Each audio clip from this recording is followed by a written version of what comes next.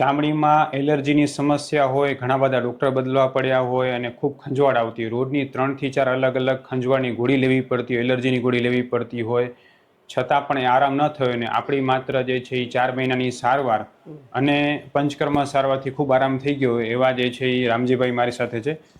જય શ્રી કૃષ્ણ રામજી. જય શ્રી કૃષ્ણ. રામજીભાઈ, શું તકલીફ હતી તમને એલર્જીની? એલર્જીની સાહેબ ખંજવાળ હતી, વાયુ ગેસ, ઘણી બધી તકલીફ હતી. કેટલા વર્ષથી હતી રામજીભાઈ? આવું ખંજવાળની મને ઓછામાં ઓછા 3 વર્ષ થઈ ગયા. 3 વર્ષથી. અને એમાં લગભગ કેટલા ડોક્ટર બદલ્યા છે આપણે? મેં મોરબીની અંદરથી 5 ડોક્ટરની દવા લીધી છે. બરાબર. તો મોરબીમાંથી આપણે હોસ્પિટલની જાણ તમને કઈ રીતે થઈ? આ યુટ્યુબ ઉપરથી. બરાબર. એમ વિડીયોમાં જે રીતે રામજીભાઈ બધાને જે રીતે મટી જતું એ એટલું જ તમને ફાયદો થઈ ગયો? અત્યારે મને એમ માનું ને કે 90% સારું. તમને એમ લાગે ને કે આમ આ નવી જિંદગી મળી ગઈ એવું લાગે ને? 100% આ રોગમાં બહુ હેરાન થઈ ગયા છો. રાજા એટલે મને એક આ ખંજવાળ વાળી જે મગજમારી હતી ને એ બહુ સતાપતી. શું થતું કાકા તમને? એટલે આખા બળતરા ઉપડી જાય, ખંજોરા જ રાખે ને આપણે એમ થાય કે નીંદર રાત દી કે ઢીમચા ઉપડે, ઢીમચા થઈ જાય, નીંદર ન આવે, કે બેસવું ગમે નહીં, ખાવું ગમે નહીં, કાંઈ એવું બધું આખો દિવસ ખંજવાળ આવતી એમ ને? આવી રીતે થતું હતું. બરાબર. અને એના માટે લગભગ અલગ અલગ ડોક્ટરને તમે બતાવતા હતા, શું નિદાન થતું? એ લોકો એમ કહેતા મટી જશે એમ કહેતા. ખંજવાળ કાંઈ પણ આમ ખોરાક ખાવ તો આવી જાય કે રૂટીન આવે? એમ નામ ગમે ત્યારે ખાવાનો કોઈ પ્રશ્ન જ નહોતો. રાતે આવે, 2 વાગે આવે, સાંજે આવે, કોઈ ટાઈમ લિમિટ નહીં. મજા આવે ત્યારે ખંજવાળ શરીરમાં ઉપડે. અને પછી મટે કઈ રીતે? મટે આ તમારે લેવાથી મટી, બાકી જય ભગવાન. અચ્છા, પેલા મટતીની ગોળી ખાતા હતા? એલર્જીની ગોળી ખાતા તો કેટલી વાર રાહત રહેતી? એ 2 કલાક કે 4 કલાક કે 5 કલાક જે એને ટાઈમ આપ્યો, સવાર બપોર ને સાંજ, તો ત્યારે ચાલુ રાખી તો રહીએ, નકર પછી જે આવીને પછી ખંજવાળ એટલી બધી આવે કે આખા શરીરમાં બળતરા ઉપડવા માંડે. બળતરા થાય. પછી આપણને એમ થાય કે આમ કેમ ઉપર કઈક ચડતું હોય, એમ લોહી ઉપર એવું બધું થતું. આટલી બધી મુશ્કેલી હતી તો તમે જે ડોક્ટર પાસે જતા, ડોક્ટર દવા આપતા, શું કહેતા તમને? મટી જશે એમ કે તમે દવા ચાલુ રાખો, મટી જશે. હા. કેટલા વર્ષ ચાલુ રાખી? પોણા 3 વર્ષ તો કીધું સાહેબ. 3 વર્ષ તો હારી પણ લીધી. ઓહો. રિપોર્ટે કરાવ્યા હતા કઈ? રિપોર્ટે કરાવ્યા હતા. ઓલું શું કહેવાય, એલર્જીના રિપોર્ટ. હા, એલર્જીના તમને બતાવ્યું હતું ને આપણે. 4-5 હજાર વાળા રિપોર્ટે કરાવ્યા છે, બધું કરી લીધું. 3-4 વર્ષથી હેરાન હતા, અલગ અલગ 4-5 ડોક્ટર બદલ્યા ચામડીના, બરોબર. પછી એલર્જીના રિપોર્ટ કરાવ્યા, બધું કરાવ્યું. અવડા વર્ષ હેરાન હતા ને દોડીઓ આટલી બધી રોજની 3-4 ગોળી ખાવી પડતી હતી. આપણી 4 મહિનાની દવામાં જેટલો ફરક પડે એટલો કોઈ દી ફરક પડ્યો નથી પડ્યો સાહેબ. બરાબર. આપણી દવા શરૂ કરી તો પેલા જેમ તમને ચરાવતી જેટલી મુશ્કેલ થતી એમાં કેટલા ટકા રાહત થઈ? અત્યારે મને 90% સારું છે સાહેબ. કોઈ ગોળી ખાવી પડે છે? ના, અત્યારે એક પણ ગોળી નહીં. છેલ્લા 20 દિવસથી એક ગોળી નથી ખાધી, એક પણ ગોળી નથી ખાધી. બરાબર. અને આમ કોઈ પણ પ્રકારનો ખોરાકમાં ફેરફાર કરતા તો તરત ખંજવાળ ઉપડી જતી? ત્યારે તો ગમે તે ખાતા ન ખાતા તો ઉપડી જતી, ટાઈમ જ નહીં એમ એવું થતું. એટલી બધી ખંજવાળ રહેતી. હું ડૉક્ટર વિશાલ પંડ્યા, એક MD આયુર્વેદ ડૉક્ટર છું. મેં મારો 10 વર્ષ સુધીનો MD આયુર્વેદનો અભ્યાસ જામનગરની વિશ્વ પ્રસિદ્ધ આયુર્વેદ કોલેજમાંથી કરેલો છે. 2011થી એટલે કે છેલ્લા 13 વર્ષથી હું ગાંધીધામ કચ્છ ખાતે NABH માન્યતા પ્રાપ્ત પંચકર્મ આયુર્વેદ હોસ્પિટલ ચલાવું છું. અમે 2 રીતે સારવાર કરતા હોઈએ છીએ. સૌથી પહેલાં તો કચ્છ કે એની આસપાસના દર્દીઓએ હોસ્પિટલમાં રૂબરૂ બતાવવા માટે આવવું, અને બીજું કચ્છથી દૂર રહેતા દર્દીઓ માટે ઘર બેઠા ઓનલાઈન દવા પણ મંગાવી શકે છે. વધુ માહિતી માટે નીચેના નંબર ઉપર હાય લખીને વોટ્સએપ કરો, એટલે તમને ફીસ કેટલી છે, કોર્સ કેટલો કરવો પડશે વગેરે માહિતી વોટ્સએપમાં મોકલી આપશું. અહીંયા તમે હોસ્પિટલમાં આવતા, આપણે પંચકર્મ સારવાર કરાવતા, તો એનાથી તમને કેવું લાગતું? અહીંથી મને સાહેબ બધી રીતે સારું. એના સિવાય તમને બીજી ગેસ, એસિડિટી, કબજિયાતની બીજી શું તકલીફ હતી? જો ગેસ, એસિડિટી, કબજિયાત, પછી ઊંધો ગેસ થતો, એ બધું ઘણી શરીરમાં ઘણી તકલીફ હતી. એ બધું 90% ફાયદો. તો અહીંયાથી તમે જ્યારે પંચકર્મ સારવાર માટે આવતા અને કરાવીને જતા તો આરામથી તમે કરાવી શકો? કોઈ પ્રોબ્લેમ નહીં, કોઈ પ્રોબ્લેમ નહીં. એ જે અહીંયાથી જે કીધું એ પ્રમાણે ખોરાક લઈ અને આનંદથી રહેતા, કોઈ પ્રોબ્લેમ નથી. બરાબર.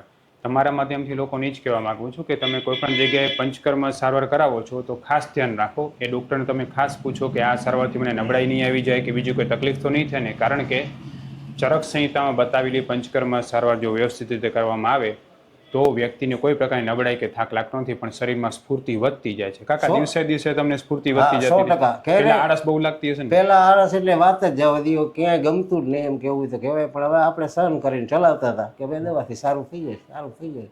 પણ આ તમારા સંપર્ક થયા પછી અત્યારે મારા શરીરમાં 90% પાવર છે. અને દર વખતે પંચકર્મથી પણ સુધારો થતો જાય. બધી રીતે સારું. પછી કાકા, તમે જ્યારે જે છે અહીંયા આવ્યા અને તમે અલગ અલગ જાતની મેડિસિન્સ કરતા હતા, દવાઓ લેતા હતા, તમે જે છે એ ક્યારે વિચાર્યું હતું કે આ રોગ ઠીક થશે પછી હારી ગયા? મને તો 100% ભરોસો હતો ને હું જે તમે કહેતા હતા ને એ મેં કર્યું છે. એમ કા? હા, એનું મને ફળ મળ્યું. આયુર્વેદની દવા 100% લાગુ પડી, બરાબર? આમ તમારો કોઠો ગરમીનો ખરો કે નહીં? 100%. આમ બીજી કોઈ દવા ગરમ પડતી હોય તમને? ના, બીજી તો બહુ પડતી, પણ આમાં કાંઈ ગરમ પડવામાં શું થતું તમને? એટલે કે ક્યારેક ઝાડા થઈ જાય, ક્યારેક પેટમાં પેટમાં બળવા મળે ને ક્યારેક એવું બધું પિત્ત થાય ને ક્યારેક ઘોડકાર આવે ને આપણી દવા ક્યારેય ગરમ નથી? ના, એવું નથી થયું. તમારા માધ્યમથી લોકોને એ પણ કહેવા માંગુ છું કે તમે કોઈ પણ જગ્યાએ દવા લેતા હો, તમે એલોપેથી લેતા હો, આયુર્વેદિક લેતા હો, દવા તમે જે મેડિકલ સ્ટોરમાંથી લેતા હો, દેશી દવા તમે ઘરે હાથેથી લેતા હો, કોઈ દેશી ડૉક્ટર પાસે લેતા હો, ગમે તે દવા લેતા હો, જો તમને દવા ગરમ પડે છે તાત્કાલિક દવા બંધ કરો. તમારી તાસીર એટલે કે પ્રકૃતિ પ્રમાણે દવા ન થાય તો જ આયુર્વેદિક દવા ગરમ પડે, બાકી આયુર્વેદિક દવા ગરમ હોતી જ નથી. આ માન્યતા સાવ ખોટી છે. તમને ક્યારે ગરમ ન પડી ને આપણી દવા.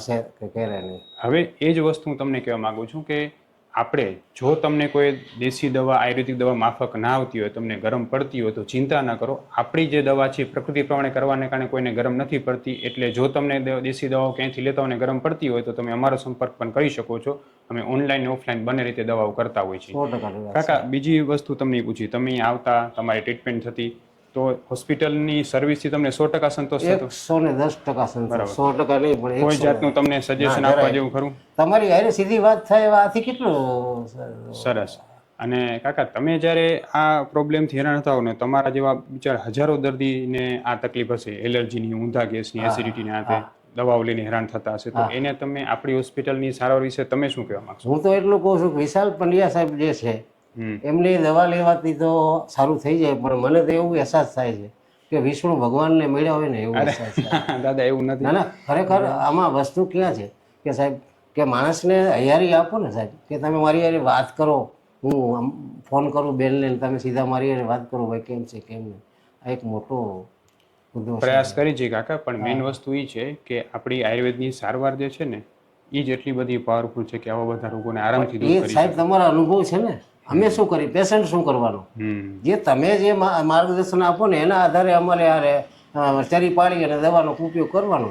100% સારું થાય, 100% સારું થાય. અને અત્યારે જે છે એ જે રીતનો અત્યારનો માહોલ છે ને કાકા, એ પ્રમાણે ખરેખર તમે જે આયુર્વેદ સારવાર કરો છો ને એમાંય પણ બહુ જરૂર હોય કે ભાઈ તમે જેમ પરેજી સારી રાખો છો, ધ્યાન રાખો છો, એ બહુ જરૂરી છે. તો જ લાગવું પડે ને. પછી તમે મને આમ કહો હું આમ આલું તો નો મેળ પડે. જેમ તમે જો મેં કીધું ને, તમે તરત જ મસાલા મૂકી દીધા, બરોબર ને? મૂકી દેવા પડે, અને એ મારા ફાયદા માટે છે ને સાહેબ.